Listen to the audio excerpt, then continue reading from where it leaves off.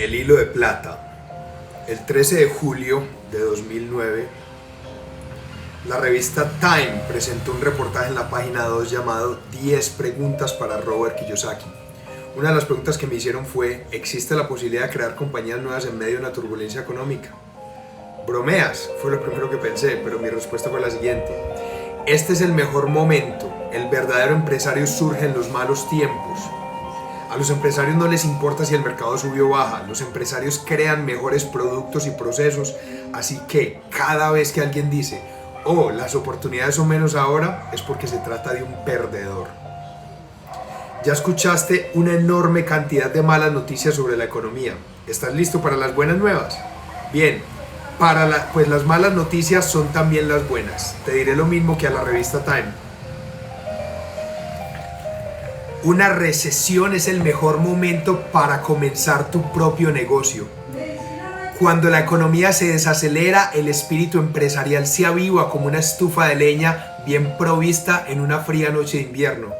Pregunta: ¿qué tienen en común los imperios de Microsoft y Disney? Además de que ambos son exitosos negocios multimillonarios que se han convertido en marcas reconocidas en todo el mundo. Respuesta: que ambos se iniciaron durante una recesión. De hecho, más de la mitad de las empresas que conforman el promedio industrial del Dow Jones empezaron a funcionar en una recesión. ¿Por qué? Es sencillo. En tiempos de incertidumbre económica, la gente se vuelve creativa. Las personas salen de su zona de confort y toman la iniciativa para lograr salir adelante. Es parte del antiguo y sano espíritu empresarial estadounidense en su máxima expresión. Cuando la situación se pone difícil, los más valientes sacan lo mejor de sí. Para empezar, el mercado para nuevas oportunidades madura en los tiempos de desafío económico. Hace 5 años, cuando el valor de los bienes raíces se fue hasta el cielo y había crédito disponible por todos lados, en realidad no había gente hambrienta. Todo el mundo tenía la barriga llena, se sentía seguro y solo estaba en busca de ingresos alternativos. A los empleados no les preocupaba la estabilidad financiera de sus empleadores ni si continuaría habiendo un cheque de nómina en su futuro. Pero ahora que los recortes son a gran escala y todo el mundo está preocupado por lo que vendrá, hay millones de personas reevaluando su situación financiera con mucha seriedad y que se dan cuenta de que si quieren tener un futuro seguro en el que puedan confiar, necesitarán elaborar y echar a andar el plan B. Hoy en día la gente está más ansiosa que nunca por ganar algo extra de dinero y, debido a lo mismo, está más receptiva y dispuesta a abrir su mente a nuevas posibilidades. De hecho, la situación ya era así desde antes de la catástrofe económica. El interés por controlar nuestro futuro económico comenzó a surgir en los 80 y se exacerbó particularmente a principios del nuevo siglo. Esto es lo que declaró la Cámara de Comercio de los Estados Unidos en 2007 en un reporte titulado Work, Entrepreneurship and Opportunity in the 21st Century America. Millones de estadounidenses están practicando actividades empresariales a través de pequeños negocios propios. 72% de los adultos estadounidenses prefería trabajar para sí mismo que para alguien más, mientras que 67% piensa de manera regular o constante en dejar su empleo. Ahora bien, aunque yo no soy economista, sí conozco a uno, Paul St. Pilzer. Paul es un joven genio. Fue el vicepresidente más joven en la historia de Citibank y luego abandonó el ámbito bancario para dedicarse a hacer millones a través de sus negocios personales. Ha tenido algunos bestsellers en la lista del New York Times, predijo la crisis de ahorros y préstamos y fue asesor económico en 2 administraciones presidenciales. Definitivamente es alguien a quien vale la pena escuchar. Paul habla de un cambio de 180 grados en los valores culturales inherentes a la naturaleza de cómo se elige una carrera, ahora que la estructura convencional empresa-empleado está cediendo el camino a la tendencia empresarial. La sabiduría tradicional de la segunda mitad del siglo XX nos sugería asistir a la escuela, recibir una buena educación y terminar trabajando para una empresa grande. La idea de tener tu propio negocio se consideraba riesgosa. Admirable tal vez, pero riesgosa y hasta un poco disparatada. En la actualidad las cosas son completamente al revés. Paul está en lo correcto. El reporte que mencioné anteriormente de la Cámara de Comercio de los Estados Unidos también hace referencia a una encuesta de Gallup en la que se descubrió que el 61% de los estadounidenses asegura que preferiría ser su propio jefe. Otra encuesta de la empresa Decipher de Fresno arrojó que 72% de los adultos estadounidenses preferiría trabajar para sí mismo que para alguien más, y que 67% piensa de manera regular o constante en dejar su empleo. Pero no solamente se trata de ganarse la vida, sino de la calidad de la forma en la que vivimos. La gente está empezando a darse cuenta de que desea un mayor control sobre su existencia. Las personas quieren estar más conectadas a sus familias, estar a cargo de la distribución de su tiempo, trabajar desde casa, definir sus destinos. En el estudio realizado por Decipher, 84% de los encuestados dijo que trabajaría con más ahínco si fuera propietario de su propio negocio. ¿Cuál era la razón principal que tenían para desear trabajar para sí mismos? Para sentir más pasión por la vida laboral. Lo que sucede es que el mito del siglo XX sobre la seguridad del empleo y la promesa de que el camino hacia una vida larga, feliz y plena radica en trabajar para alguien más se está desmoronando ante nuestros ojos.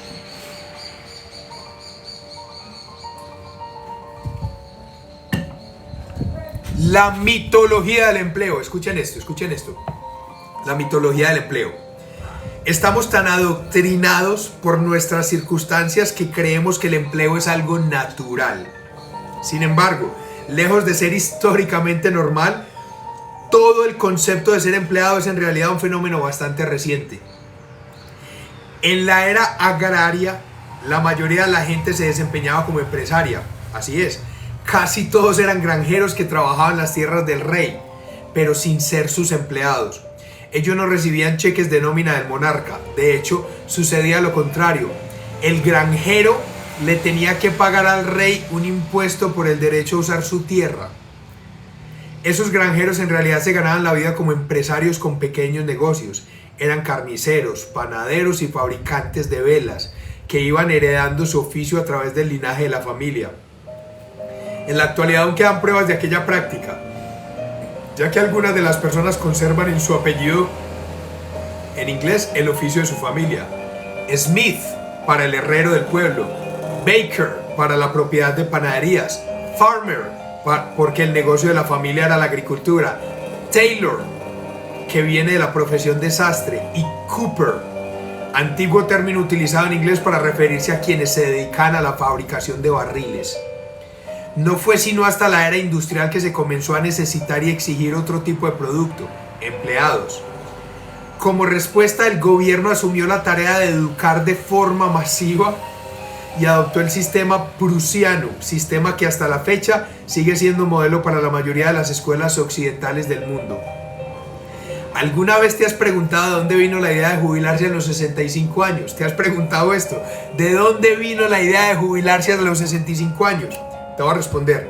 De Otto von Bismarck, el presidente de Prusia en 1889.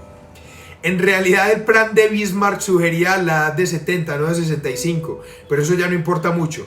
Prometerles a sus adultos mayores una pensión garantizada cuando cumplieran 65 años no fue un riesgo económico demasiado grande para el gobierno de Bismarck. En aquel tiempo la expectativa de vida del prusiano era promedio de 45 años. En la actualidad hay tanta gente que llega a vivir hasta 80 o 90, que esa misma promesa muy bien podría llevar a la quiebra del gobierno federal en la próxima generación. Si investigas la filosofía detrás de la educación prusiana, encontrarás que su propósito era producir soldados y empleados, gente que siguiera órdenes e hiciera todo lo que se dijera. El sistema prusiano busca la producción masiva de empleados.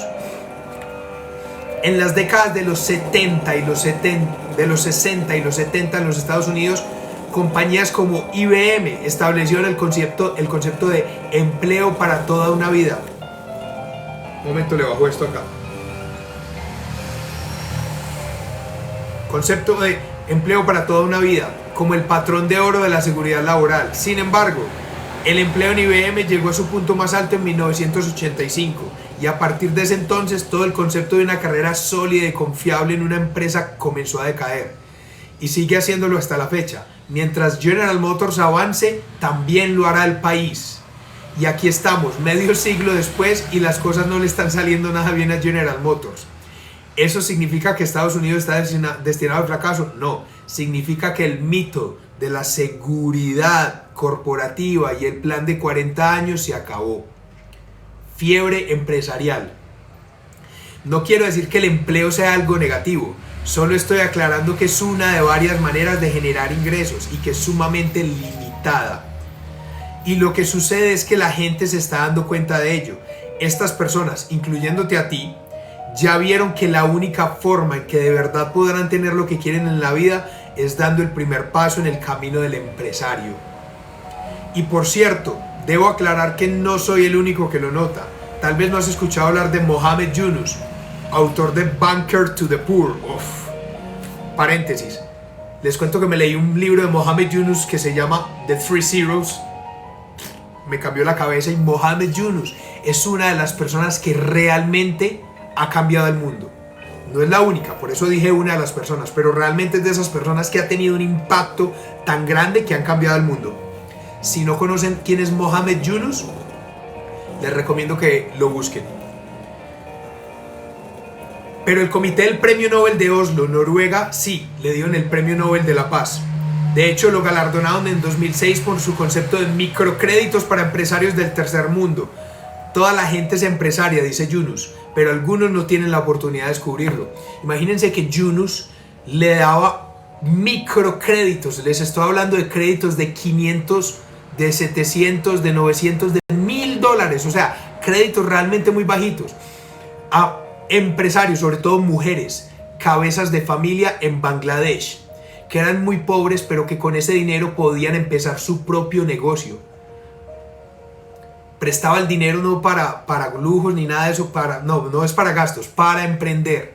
Y les cuento que el banco de Mohamed Yunus, que le prestaba microcréditos a esas mujeres de estratos muy bajos, tiene un mejor índice de pago que cualquier otro banco. O sea, estas mujeres de estratos bajos a las que ningún otro banco le prestaría, pagan mucho mejor que cualquier otra persona. Ahora, este es el asunto.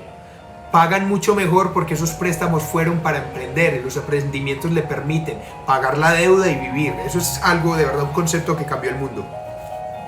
Yunus dijo esto antes de que la economía empezara a estancarse entre 2007 y 2008.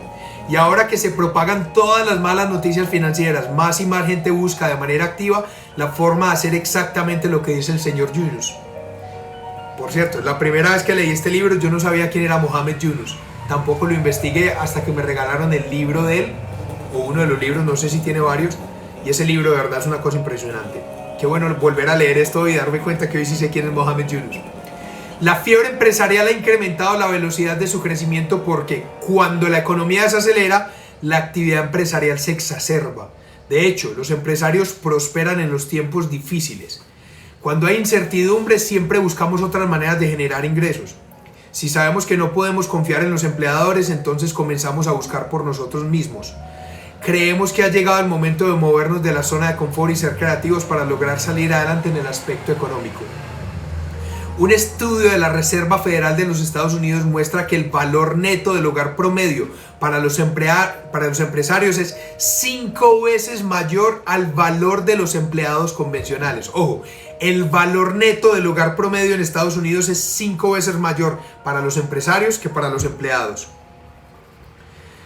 Esto significa que los empresarios tienen 5 veces más probabilidades de superar este descalabro sin grandes daños, e incluso con más fuerza que antes del mismo. Y sucede porque ellos crean su propia solidez económica. Otro estudio reciente muestra que la mayoría de los votantes en los Estados Unidos consideran que la actividad es la clave para resolver la crisis económica actual. La historia nos ha enseñado en muchas ocasiones que estas nuevas compañías y el espíritu empresarial son la mejor forma de reforzar una economía en recesión, explicó el director ejecutivo del estudio. En serio, quizá esa mayoría de votantes estadounidenses que dice creer en el espíritu empresarial empezará a mover el trasero y de verdad hará algo al respecto. Creo que es posible, sin embargo, tampoco espero con ansiedad que eso suceda. En realidad, la economía en recesión que sí me interesa que se fortalezca es la tuya. Tal vez atravesamos tiempos que son difíciles en el aspecto financiero para casi toda la gente, pero algunos empresarios, aquellos que tienen una mente con suficiente apertura para entender lo que voy a explicar en los siguientes capítulos, estos tiempos están impregnados de gran potencial económico. Estamos hablando de tiempos de recesión económica, porque no solamente llegó el momento de tener tu propio negocio, también es el momento idóneo. Como ya dije, cuando la situación se pone difícil, los más valientes sacan lo mejor de sí. Y si lo anterior es verdad, y yo sé que lo es, entonces ya solo nos queda responder dos preguntas. Primera pregunta: ¿estás dispuesto a ser de los más valientes? Tú estás escuchando en este momento, ¿estás dispuesto a ser de los más valientes? Yo sí. Y si tu respuesta fue sí, entonces queda la segunda. ¿Qué implica sacar lo mejor de ti? No puedo responder la primera pregunta por ti, pero sí sé con exactitud la respuesta a la segunda. Este libro es sobre lo que implica sacar lo mejor de ti.